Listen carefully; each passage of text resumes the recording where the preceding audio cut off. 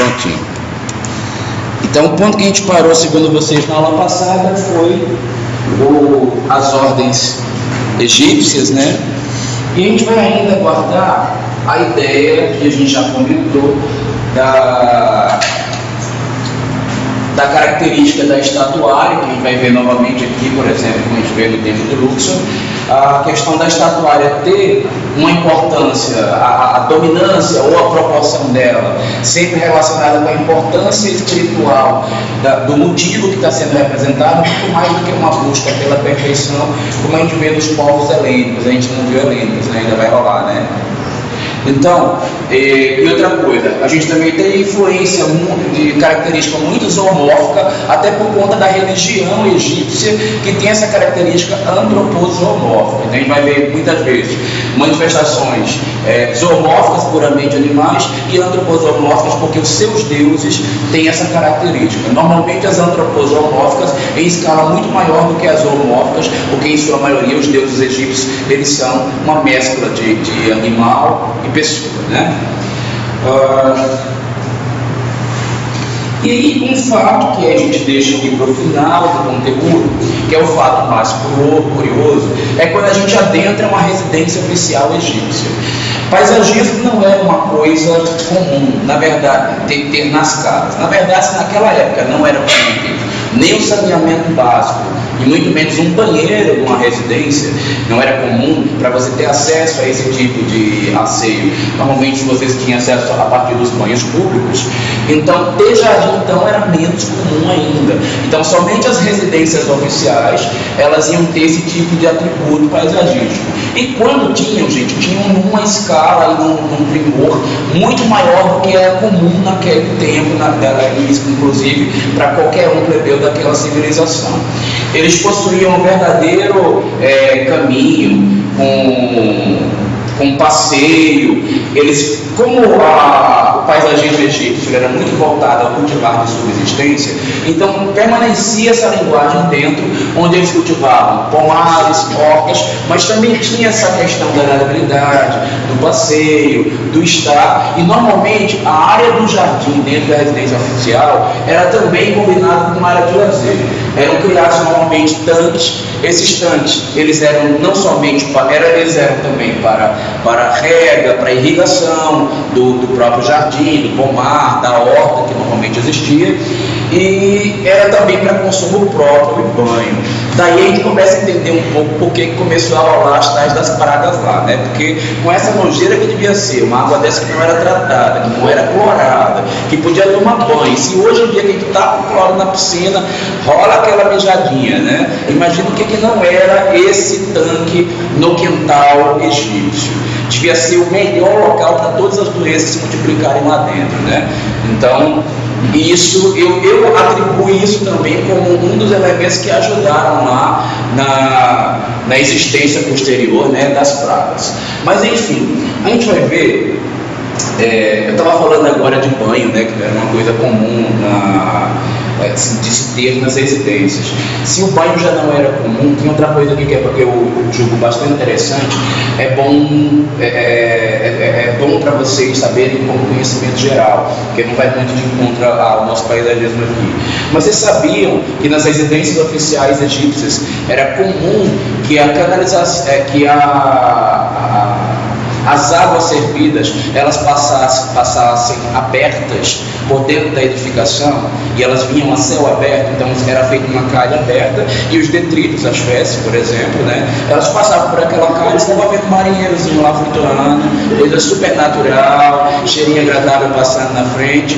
E outra coisa que é mais curiosa ainda é que antes de passar a céu aberto para ir, seja lá para qual finalidade, já que a gente não tinha um tratamento de esgoto e a estrutura sanitária que nós temos no período contemporâneo, eles faziam com que esses detritos, antes de sair do banheiro para a rua, passassem pela cozinha. E isso era meio que obrigatório em algumas edificações.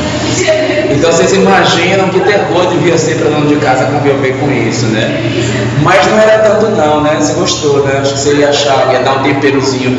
Deve dar um sabor diferente, né, na comida. Vocês já viram lá aqueles café especial brasileiro, que ele é feito das fezes do baú, né? Deve ser semelhante, né? Hã?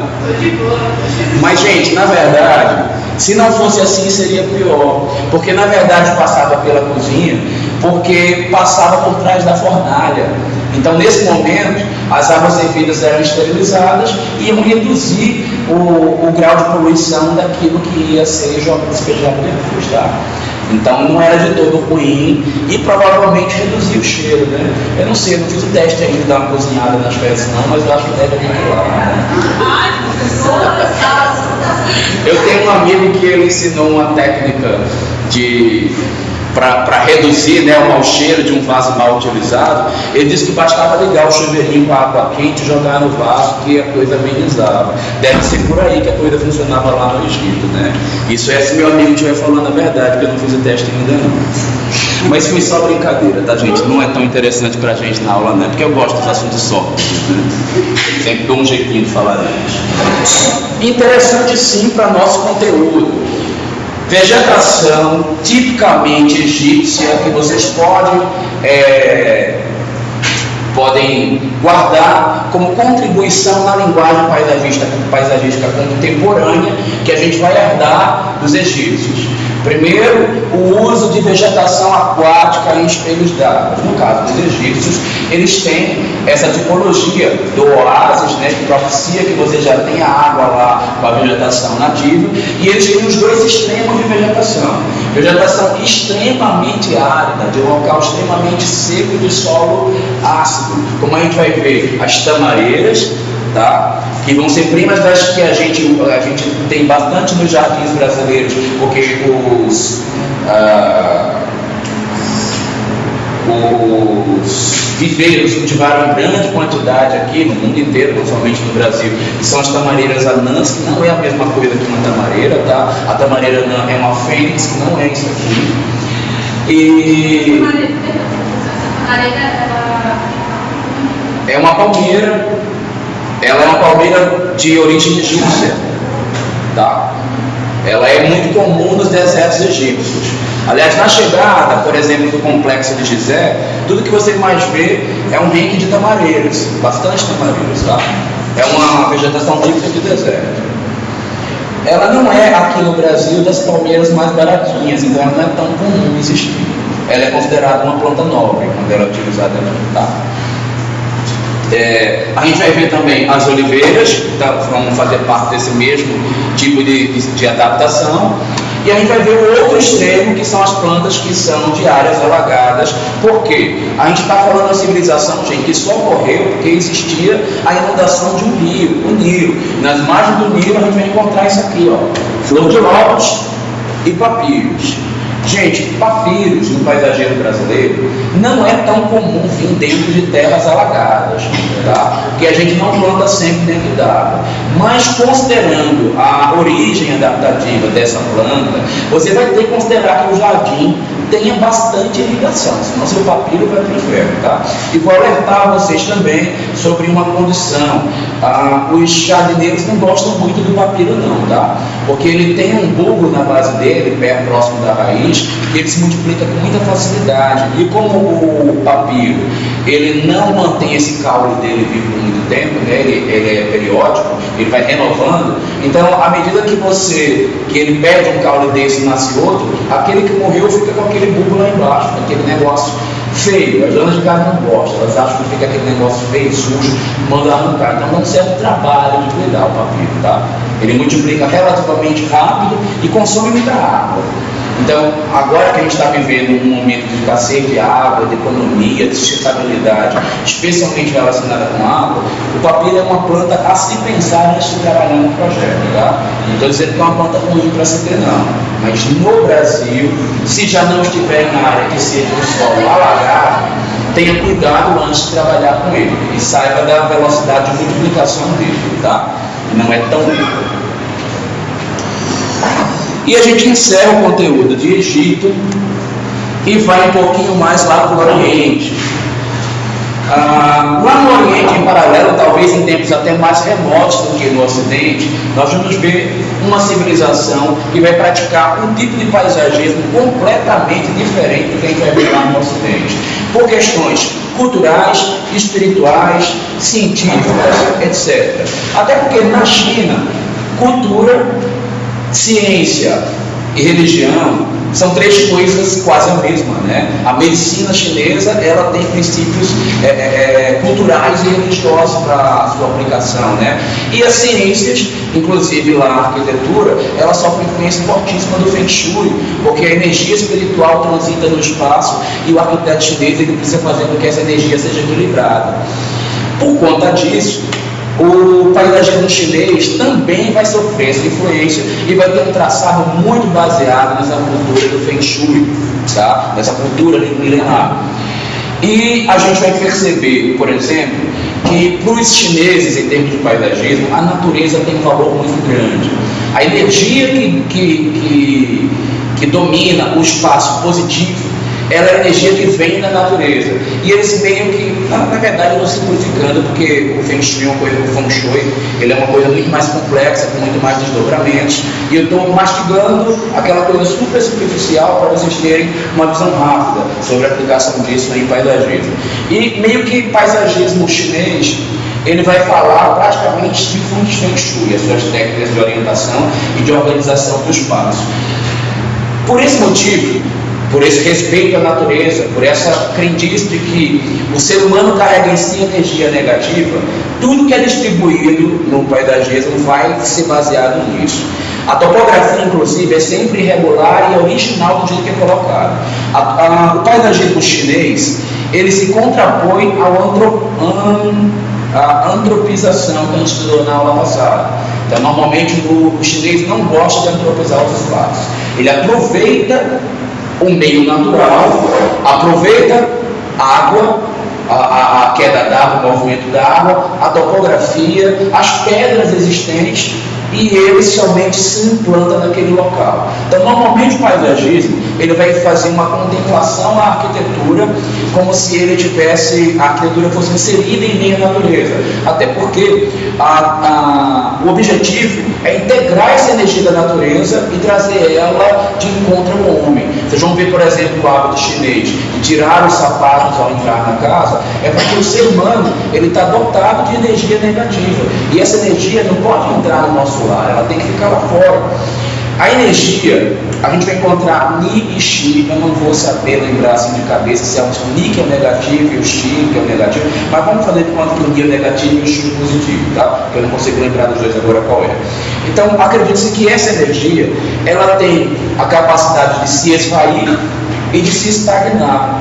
Água é um local onde essa energia estagna, ela chega lá e para. Por isso que a gente não pode ter água parada dentro de casa, segundo a cultura milenar do Feng Shui, porque ela vai concentrar a energia negativa dela. E é por isso que a gente tenta se livrar do vaso, por exemplo, isolar ele, se a gente pensa em Feng Shui, que não precisa de muito conhecimento, muita lógica e muita sabedoria milenar para pensar no paralelo ocidental, né? É óbvio que a energia que vem do vaso é desagradável até profano, né? A gente não precisa estar convivendo com ela, tem que isolar mesmo. E a gente vai ver vários outros paralelos. Energias pontudas, elas são energias negativas. Quinas apontadas para pessoas, elas, no Ocidente, por exemplo, é uma sensação de que você pode se machucar. Então a gente quer eliminar isso. O Feng Shui, por exemplo, condena uma viga em cima do espaço que está em cima de vocês, ela seria condenada pelo Feng Shui. E se a gente pensa num quarto, por exemplo, é desagradável deitar, dormir com uma quina em cima da cabeça, né? Assim como é desagradável você entrar no espaço, ter uma coluna contando para você e a quina chegante, os dois lá em projeto residencial, né? A gente evita tirar essas quinas da visão da pessoa, e é por isso que vão ver muitos arquitetos arredondando colunas, para quebrar essa energia negativa, que ao mesmo tempo também é uma possibilidade de acidente, e que é também algo desagradável de ser visto pelo ser humano, do ponto de vista plástico e sensorial. Esse semestre, eu já falei no primeiro dia de aula, vou reforçar aqui para vocês, Nós vamos dar uma atenção especial à percepção sensorial, tá? Aquela questão lá de topocepção, nós vamos estudar e será cobrada nos projetos, talvez seja cobrada nas provas, fiquem atentos quando eu falar de efeitos perspectivos e topológicos, quando eu falar de sensorialidade ou de topocepção, porque em paisagismo não dá para negar os...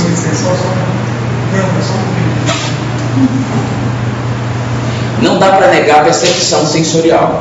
A gente vai cair de cabeça agora esse semestre e vamos falar disso já no primeiro plano conceitual que eu vou fazer do projeto, tá? Então fiquem atentos. O paisagismo chinês, ele é um paisagismo de muitos efeitos topológicos e perspectivos, de muita topocepção, de muita percepção sensorial. O chinês, ele tende o tempo inteiro a provocar as pessoas com as suas estações perceptivas, tá? Isso é uma característica que eu quero que vocês guardem como informação, que é característica típica dele.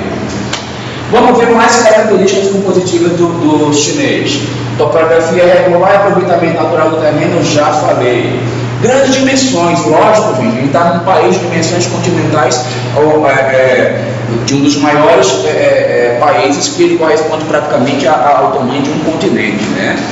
Então, o paisagismo vai adquirir essa mesma linguagem por conta disso. Presença de água.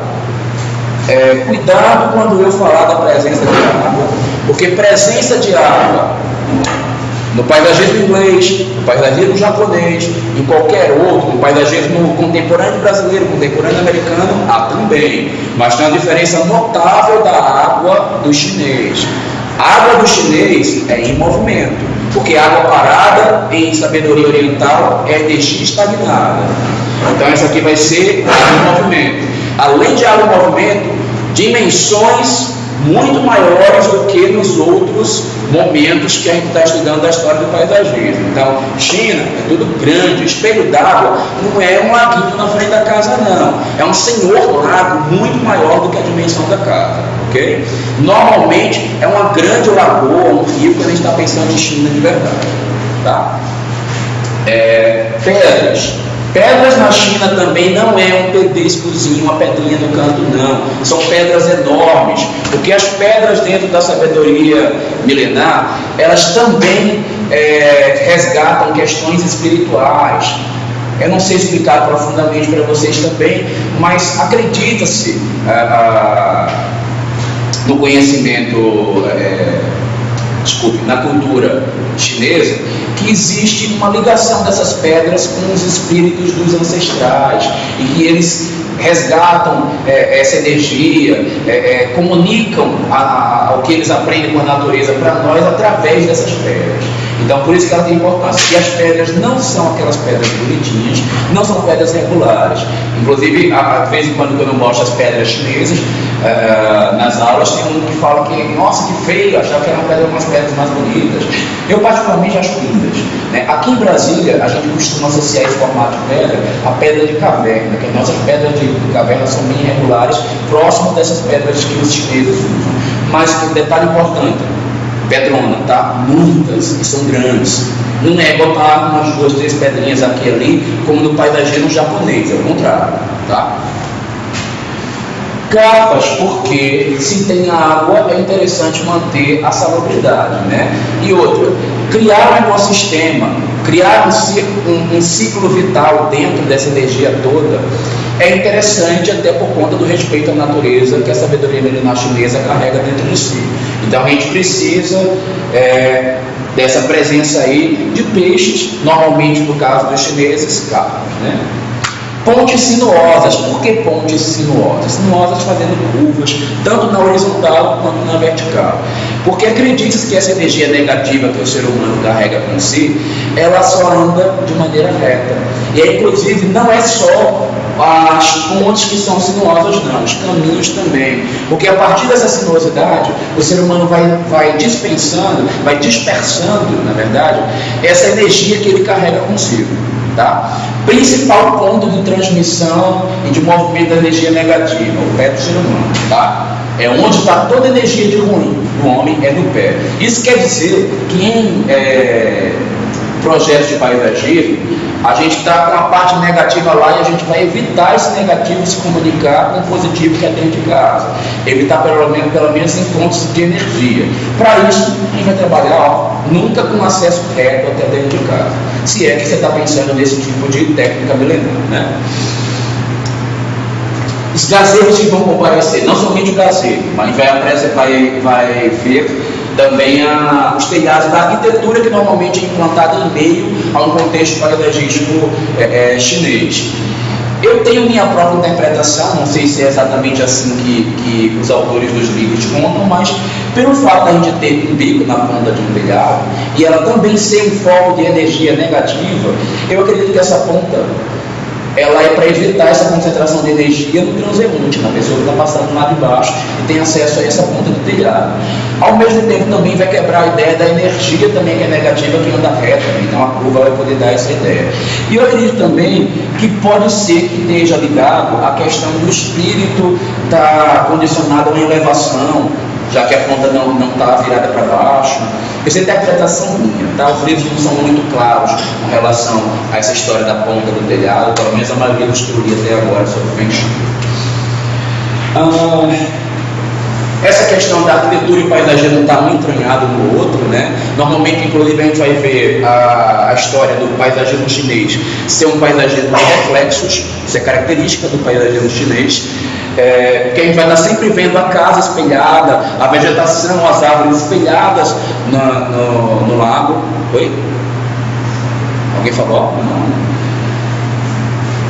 E a presença de topiárias ou de topiaria.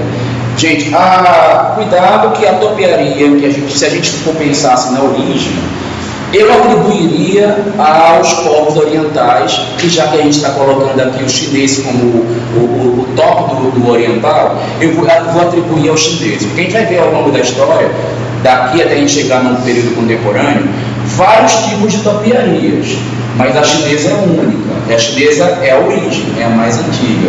Vai dizer, mas é muito popular na Inglaterra. Gente, a Inglaterra ela vai ter influência chinesa lá na frente, tá? Mas enfim, a topiaria chinesa também, ela é a mais rica de todas, porque ela tem formas tanto de animais quanto das suas entidades lá da astrologia, então dragões, serpentes. Isso é característica específica da topiaria chinesa, que não vai se repetir tanto nas outras. E a presença...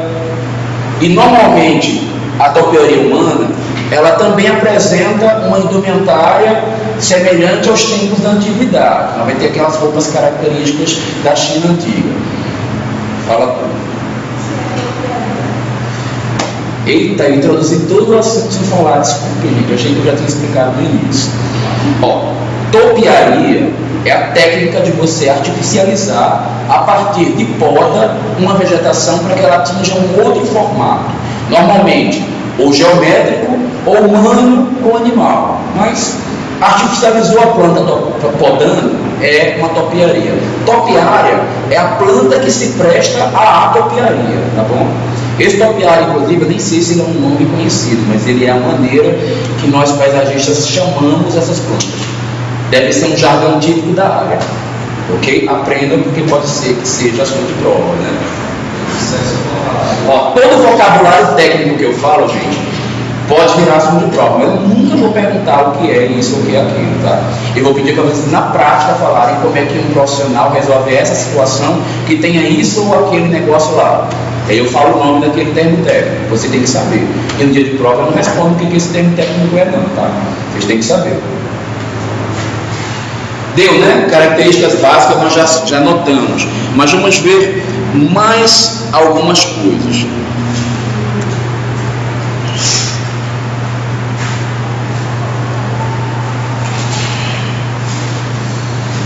Aí a gente vai ver alguns exemplos daquilo que eu acabei de falar, né? eu já havia citado, e aí reforço, para o Feng Shui, gente, a terra é um local sagrado, é por isso que o homem não pode interferir na terra, porque ela carrega a pureza da natureza, toda essa espiritualização. E a gente vai ver sempre uma maneira de fazer o equilíbrio dessas energias, justamente no contraste entre a terra e a água. Tá? Então isso daí é o principal fator, assim, alavancador dos motivos paisagísticos chineses. Como eu já havia falado para vocês, o paisagismo chinês tem uma quantidade de percepções sensoriais muito grande, né? Ele trabalha muito com topocepção. Então vamos começar a aprender alguns. A gente vai ter uma aula específica só de topocepção para falar desses efeitos, mas a gente já começa a ver alguns conceitozinhos já de agora. Emolduramento. Emolduramento é quando você vai chegando num espaço e antes de você ver o elemento principal lá ao fundo, você vê que alguma coisa aparece à frente em primeiro plano e ele está em segundo, nas laterais da sua percepção, muitas vezes penetrando além da lateral na porção superior. Tá? Fundo figura, a gente estudou isso em aspectos plásticos quando a gente estava estudando o projeto de arquitetura, né? Emolduramento, quando você percebe a presença de elementos secundários nas laterais, enquanto existe um outro ao fundo. Que é o principal. O elemento principal está ao fundo. Os secundários estão nas laterais, funcionando como molduras. Essas molduras são normalmente laterais, como a gente vê, por exemplo, essa árvore aqui ao lado. Tá? Carol ia fazer pergunta, eu não deixei. Já rolou, Carol? Esqueceu? Ou eu já falei? Era não? Mas você levantou o dedo. Então beleza. Entendeu? Fundo figura.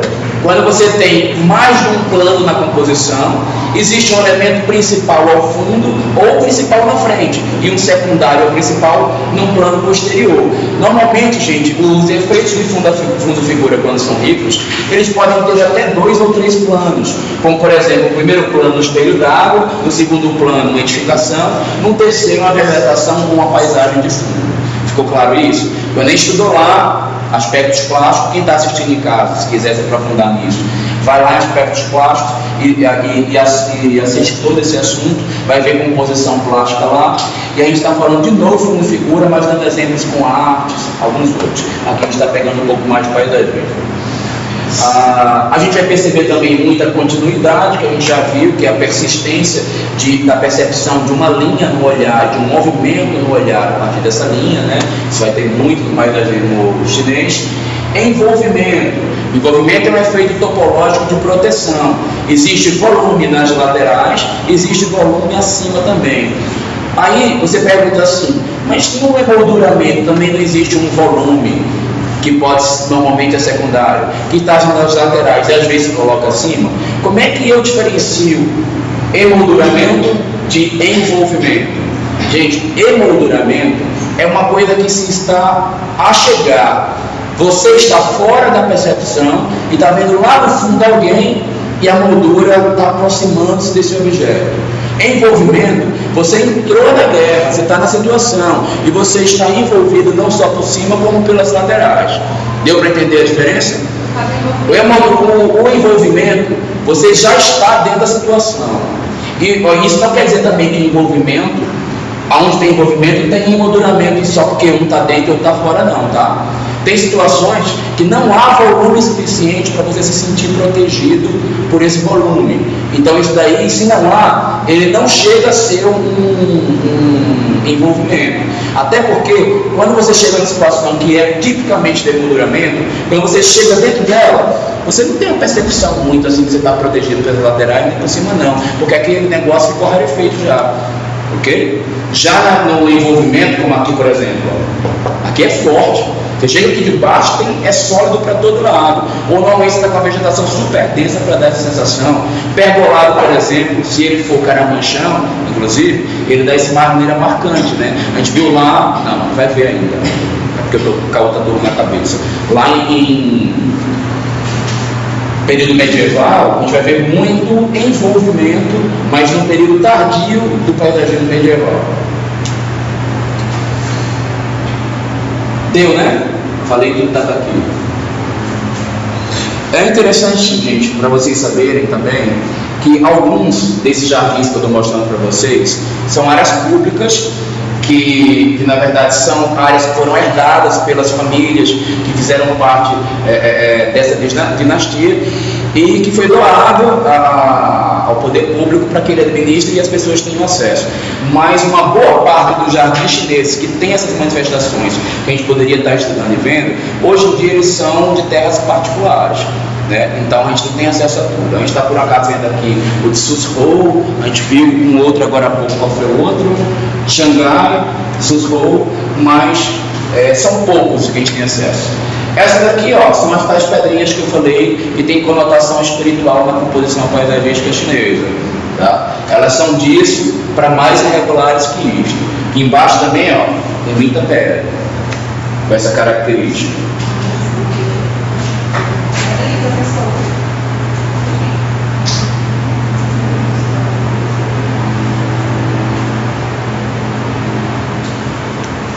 Isto. Aqui a gente está vendo, por exemplo, um emolduramento que se a pessoa estiver aqui debaixo desse água, ela não tem a sensação exatamente de proteção, né? Ele não passa por um envolvimento. Ele é uma coisa muito mais de percepção à distância do que você está embaixo dele. Ele é sólido, é construído, mas ele não dá a sensação. Poderia ser com vegetação a mesma coisa. Poderia existir com a vegetação algo que desse realmente aquela sensação de envolvimento, ou ser mais rarefeito e não dá. Na verdade, eu acho que a maneira de você perceber que é um envolvimento ou é só um emolduramento é você ir para baixo. Chegou embaixo, não protegeu muito, é isso. Tensão a gente estudou, né? A gente viu que normalmente as curvas, as diagonais, os elementos de impacto e a concentração de atenção dos elementos para alguma coisa central ou principal, ela tende a causar tensão. Aqui, por ter cor impactante na barbatana dos golfinhos, essa centralidade apontando um elemento estranho, né, que chama muita atenção, que é esse jato d'água teoricamente sustentando o peso da planta aí do golfinho, que a gente sabe que não é nada disso, né? Tem um cano aqui de baixo, ele que está sustentando, aí dá a sensação, porque o jato d'água está por cima do elemento do cano aí. E aí, eu estou falando que na aula passada a menina perguntou na turma da manhã, poxa, mas que legal, aí o jato d'água segura o golfinho, passa o dia inteiro ligado, o golfinho tem hora que ele cai, né? E ela perguntou também, como é que plantou essa árvore aí? E ela está onde? Onde é que ela se alimenta? Para onde ela é a raiz? Gente, isso aqui é uma técnica de modelagem em argila, e depois você coloca as sementinhas ali por cima dessa argila e ele fica moldurado desse jeito, tá? Quer dizer, eu suponho que seja porque essa técnica é comum, mas eu não tenho certeza. Eu tenho um projeto meu que eu coloquei um detalhe como este aqui. Lá a gente trabalhou dessa maneira, mas aqui eu quero só acreditar que seja, mas não tenho certeza. Aqui é uma cena muito típica do jardim de reflexo do paisagismo chinês, onde você vê, na verdade, tudo duplicado e ampliado, porque parece que ele tem uma continuidade, né, do piso para baixo. Daí é um cenário muito bonito.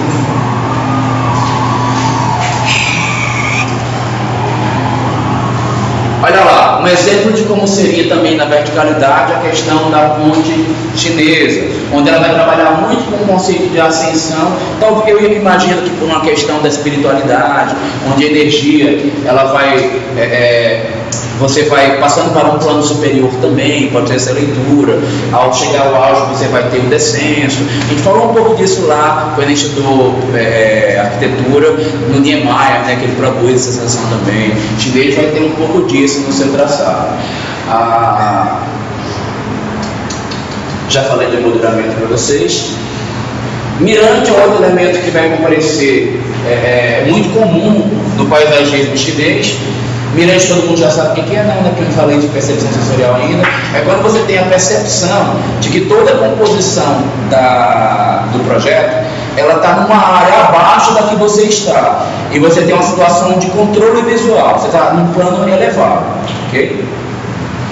Aula passada perguntaram, vou reproduzir para vocês, porque vocês vão assistir o vídeo do pessoal da manhã,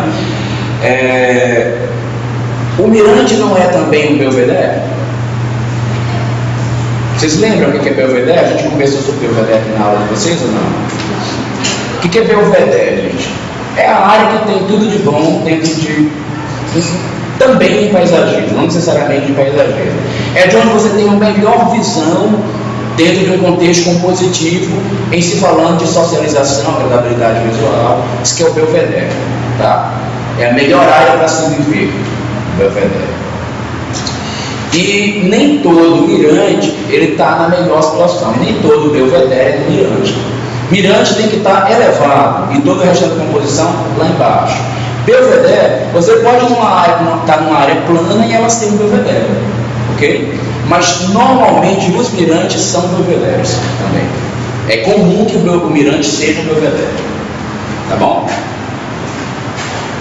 Você ia falar, Carol? Eu ia perguntar, no caso, essa mobilidade, ela seria tanto em lugar como um movimento?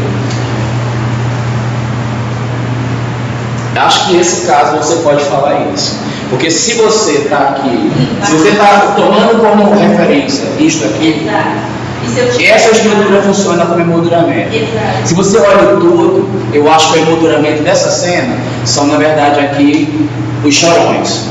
Agora, se você puder transitar de barco por aqui por debaixo, você chega no envolvimento. Então, isso é uma cena típica, incomum, inclusive, em composição paisagística, ela é rara, que tem essa riqueza tão grande de emolduramento e de envolvimento. Tá? Dá sim para ler as duas coisas aqui. A estatuária chinesa, que não vai ser uma característica tão marcante, tão forte, né, no paisagismo, mas vai comparecer, ela normalmente vai ser de característica não mesclada. A gente vai ter a questão a zoomórfica, que normalmente ela não está relacionada tanto com os deuses, né? Ela vai estar uma coisa mais com a questão da cultura, adotar os animais, como a gente vai ver também paralelo lá na Índia, como mais sagrados, mais interessantes, mais importantes, mas a gente vai ver também as estatuárias que têm dimensões também diferenciadas, em alguns momentos vai voltar à escala humana, mas sempre com a indumentária clássica do período da antiguidade, desses personagens. Então eles vão remontar aos personagens da antiguidade clássica, imperadores, soldados, guerreiros, ok? Ou as entidades espirituais da China. Gente, a topiaria chinesa, ela é mais rica até hoje. Não é à toa. Lá na China tem um concurso anual que eles promovem para escolher e premiar as melhores topiarias. Então é super comum a gente ver as serpentes, os dragões, né, e vários outros animais, seres humanos representados, expressados nesse concurso. Então, por isso que a gente vai ver tanta manifestação de topiaria até hoje no jardim chinês. No caso dessa topiaria seria, a maioria delas pelo menos, seria no mesmo esquema de os dois pilotagens? Não. São realmente Normalmente se escolhe um tipo de vegetação que ela tem uma tendência maior a poder ser podada para poder fazer essas esculturas aí. Que eles usam lá, sabe? Olha, é muito comum o uso do buchinho, é muito comum o uso do lingustro, cipreste também dá para trabalhar, embora menos eu não gosto de usar de cipreste. Deixa eu ver cipreste. Eu estou conseguindo lembrar dessas agora, mas são as mais comuns que, inclusive, aqui no Brasil a gente tem. Pingo de ouro é uma que a gente usa aqui, lá já não é tão comum, né? Você vê que se fosse pingo de ouro nessas composições, a gente já tem umas topiarias mais amareladas, né? Não está rolando. Você vê que tem um pingo de ouro branco, verde também. Eles usam também uma que eu agora... Eugênia. Eles usam bastante eugênia também.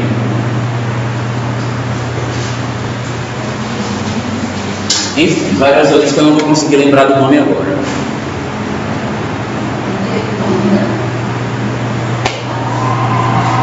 Esse daqui já é no parque público, tá? Não é dentro do local onde é feito a concurso, não. E aí, para não deixar de marcar como característica, a gente precisa conhecer algumas plantas que são exemplos típicos do visual, da expressão cultural paisagística chinesa. Gente, a cerejeira é o símbolo da China, né? Ela é uma coisa linda, não somente quando a gente olha para a copa da árvore. Tudo que está perto da cerejeira é lindo quando ela está no período dela de floração, né, e frutificação.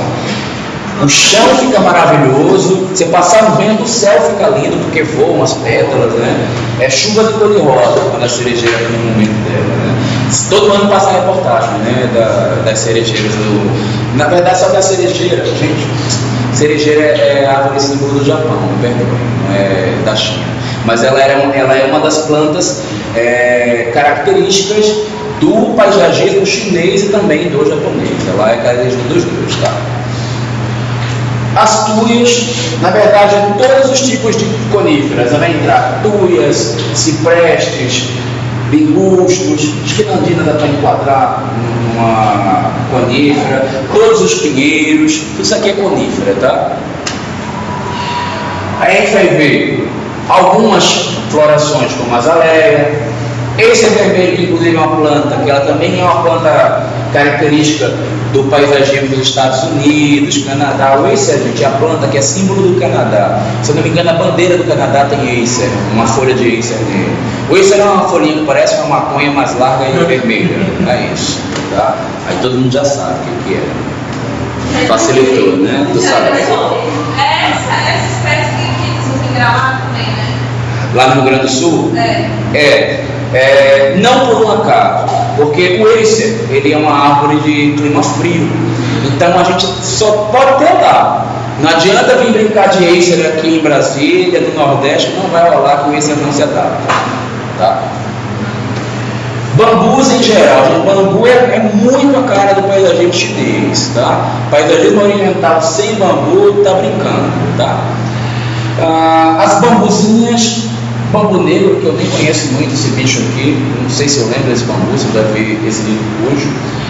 Olmo, lingusto, nandina, que é super interessante, ela sai com a folhagem verde e quando está dando os brotos ela sai bem rosada. Depois que ela fica verde claro até chegar no verde escuro, então ela é uma planta que ela tem um degradê na composição dela mesma, tá? Em Brasília o degradê não fica tão bonito como no local que não tem essa seca que a gente tem tão tórrida, mas se ela for bem cuidada ela passa o dia inteiro também bonitinho. Bambuzinho ou bambuza, as roseiras, pinheiro já falei, o rododendro, que é uma variação também de conífera, que é o rododendro junípero, os buchinhos, que eu já falei agora há pouco, até para utilização na topiaria, buchinho. Cerejeira eu acabei de falar, e o chorão, gente, que é aquela árvore que a gente estava brincando de falar dela quando a Carol perguntou aqui, ó, são essas árvores que normalmente têm suas folhas caídas, né, como se estivesse chorando, por isso que ela tem esse nome, tá?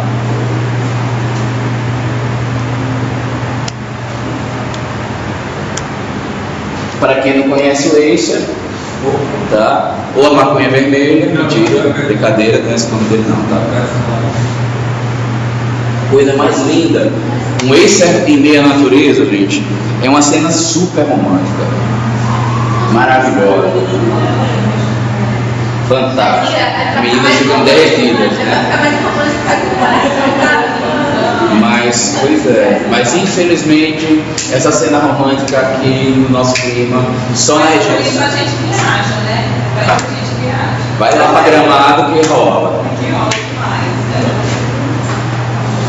Cuidado para não confundir algumas coisinhas que são características típicas do chinês com o japonês. O Japão não é um país de dimensões continentais e o paisagismo vai transmitir isso na sua linguagem. Tudo no paisagismo japonês é compacto, pequeno e não muito denso. A vegetação, inclusive, é mais rarefeita, ok? Mais espaçada, ela não tem tanta volumetria. No paisagismo japonês também não se admite grandes interferências ao natural. Porém, o aspecto visual ele é mais artificializado do que no chinês. Por quê? Por exemplo, o bambu, que é característica do paisagismo, ele, no chinês, ele é mais característico e natural plantado. No japonês, a gente vai ver ele tratado, cortado e servido, inclusive, como um elemento para a construção de monjolos. Aquelas estruturazinhas que a gente joga água, a água fica caindo, aí bombeia, aquela coisinha bonitinha lá, que é o que a gente está vendo aqui nessas composições. As lamparinas de estética tipicamente japonesa também é uma característica muito presente nesses jardins. Então os elementos artificiais começam a ficar mais presentes nesse paisagismo. Outra coisa, a dimensão das pedras fica pequena, a quantidade também. De maneira tal que a gente vai começar a trabalhar inclusive com uns pedriscozinhos pequenininhos, branquinhos, que isso a gente chama aqui no Brasil de seixo. Atenção para o uso do seixo. Seixo, especialmente em Brasília, tecnicamente falando, ele tem uma melhor adaptação quando é o seixo de vidro. Esse seixo branquinho aqui, ele em Brasília, ele vira seixo vermelho em menos de um mês, tá? Então, especialmente se você implantar o jardim na época da chuva. Tem como evitar isso? Tem. Se você fizer uma manta, normalmente o pessoal usa manta biquinho, colocar terra por cima, depois jogar o seixo, você vai reduzir e vai periodicamente fazer uma lavagem. Cada 3 meses você manda lavar as pedrinhas. Eu não sei se é todo mundo que quer ter esse trabalho. E se não estiver muito bem feita a manta, não adianta, vai sujar, ficar encarnida do mesmo jeito, tá? Então, por esse motivo, normalmente se usa seixo amarelo no paisagismo aqui no Brasil, quando está no jardim. Se for um jardim interno, um jardim de uma área muito restrita, sem poeira, sem sujeira, sem contato passado de carro, longe do acesso da rua, com bastante jardim chega nele, sem nenhuma área, sem grama e sem vegetação, dá para arriscar um seixo branco com manta e areia para proteger, tá?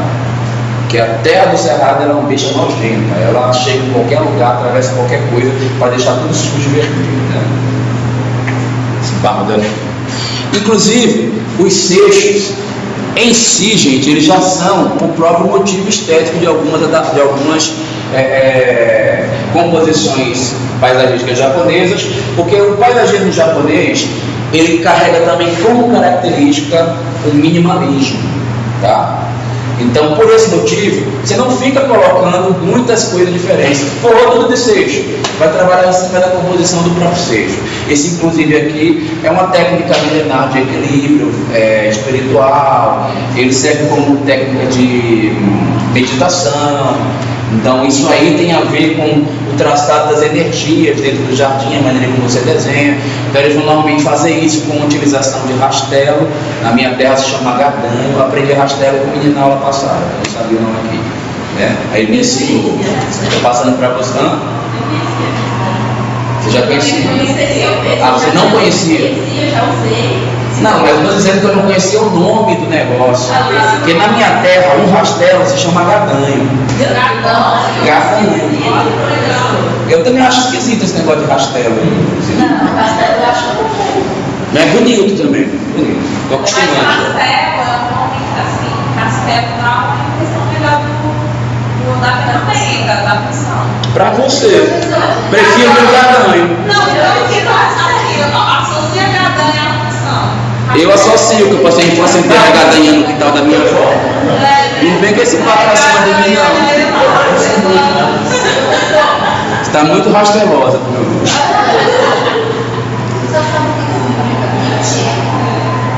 Bicha? Bichinha?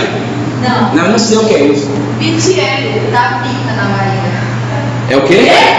Bitié é tabica. Bitié. Ai, eu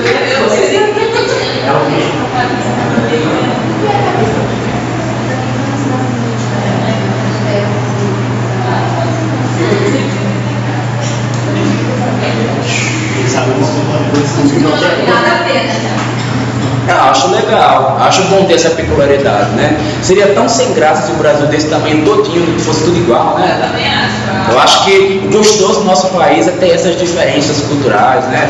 A gente poder curtir, a gente atravessa a fronteira dali e já escuta um outro sotaque, né? Agora você imagina assim, nós estamos num projeto de isso. Esse projeto vai ter mentira. E a pessoa vai. Eu provavelmente, se eu tivesse morado lá, eu ia viver muito com essa pergunta do projeto, né? Que eu, antes de começar a dar aula para arquitetura, eu comecei dando aula no design, né? Então isso era frequente para mim, tá questionando isso. Mas voltando para o paisagismo minimalista, gente, minimalismo, a gente já estudou isso lá em composição plástica no passado, e quem tiver querendo saber um pouco mais do que já estudou, volta lá nas aulinhas e vai rever isso. O minimalismo, gente, ele não quer dizer necessariamente botar pouca coisa. E não quer dizer que eu vou trabalhar com pouca coisa e não vai ficar barato. Há um pedido comum entre os clientes de chegar para mim assim: eu estou sem grana, bora fazer um paisagismo minimalista? É o contrário, tá? Normalmente você vai adquirir elementos únicos, especiais, que eles em si, somente, por si só, eles em si já sejam uma composição inteira, para você poder compor. E esse elemento que sozinho ele é a composição inteira, ele normalmente não é o mais barato. Então tenha cuidado com essa proposta de vamos fazer um paisagismo minimalista e dizer que vai ser baratinho, porque normalmente não vai ser, não. Vai rolar um outro tipo de conceito aí, tá? Aí a gente vai ver, por exemplo, aqui, ó, e no paisagismo minimalista, os elementos construídos eles estão em maior quantidade. A vegetação ela é a exceção da composição, tá? Então, muita calçada, passeio, seixo, elementos construídos, estares, construções, coberturas, aí vem um toque suave lá de vegetação naquela parede, um elemento único vindo do meio, sinuoso, tá? Isso que é paisagismo minimalista, como vocês estão vendo aí. Então predomina os elementos construídos, iluminação, calçadas, passeios, e sempre com materiais em destaque. Aqui provavelmente um piso de chapa oxidada. Será que isso aí é a coisa baratinha que o cliente queria fazer? Acho que não, né? Em Brasília não, talvez em outras regiões, né? Um tratamento em madeira para o piso, para a parede, isso não é barato em Brasília nem para fazer nem para manter, porque a mão de obra disso daqui é monstra e rara, né? Quem faz um entalhamento de madeira desse como já tem aqui em Brasília é quase rico, né? Ele vira ou cara. Aí ele inclusive é especial, você tem que marcar uma agenda, uma audiência com ele para ele vir na sua casa fazer. Aí você marca lá, espera meses, aí ele chega na sua casa, ele escolhe se ele quer fazer. Se você for muito chato, ele vai pro próximo. É por aí que rola esse tipo de serviço aqui em Brasília, né? O pai da Milena, o pai da Milena não mexe com essas coisas. Só que ele é chato, porque eu decidi escola, para quem quer fazer, mas é lindo. Eu desejo muito que vocês, arquitetos, atinjam esse patamar, porque esse é o máximo da nossa profissão também, né? Mas eu desejo também que vocês não fiquem assim nojentos, né?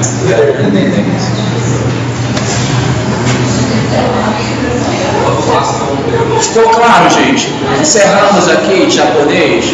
Vamos acabar japonês. Deixa eu ver se está na hora de dar uma parada. Vamos dar uma parada para vocês pegarem fila grande lá. A gente volta para a próxima aula para ver povos helênicos, tá bom? Tá encerradinho aqui. Que o assunto acabou logo, né? É porque na verdade o paisagismo japonês ele é um caso especial do paisagismo oriental que engloba China e Japão. Então o Japão é complemento da China. As características japonesas é a chinesa com essas diferenças que eu citei. Tá bom.